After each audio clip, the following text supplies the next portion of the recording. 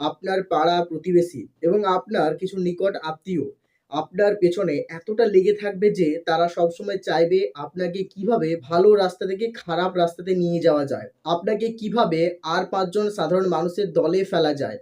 আপনাকে তারা কোনোভাবেই ওপরে উঠতে দেবে না।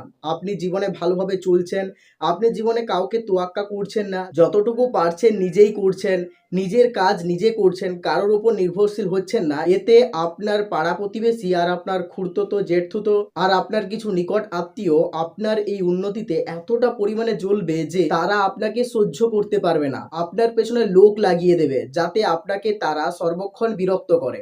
এই রকম মানুষগুলো জীবনে প্রচন্ড ভয়ঙ্কর হয়। এদেরকে মোক্ষম জবাব দিতে গেলে তোমাকে তোমার সাফল্যের রাস্তায় হাঁটতে হবে। তুমি জীবনে যে ফিল্ডে নিজের ক্যারিয়ারকে গড়তে চাও সেই ফিল্ডে একজন সাকসেস মানুষ হয়ে দেখাও। তোমার সাকসেসের মধ্য দিয়ে পাড়া প্রতিবেশী তথা আত্মীয় স্বজনের করা এই রকম প্রতিহিংসার রিভেঞ্জ নিন। প্রতিশোধ নেওয়ার অনেক উপায় আছে, কিন্তু আপনার প্রতিশোধের উপায়টা কখনো হিংসাত্মক হলে চলবে না।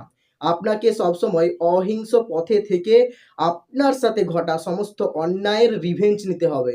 তার জন্য আপনাকে অবশ্যই সফল হতে হবে এবং সফল হয়ে আপনি সেই সব মানুষদের থেকে এতটা উঁচুতে উঠে যান যাতে তারা আপনাকে কখনোই টেনে নামাতে না পারে এবং তারা যেন তোমাকে দেখে লুচির মতো ফুলে। জীবনে এই সব মানুষগুলোকে শায়েস্তা করার জন্য তোমাকে অবশ্যই সফল হতে হবে।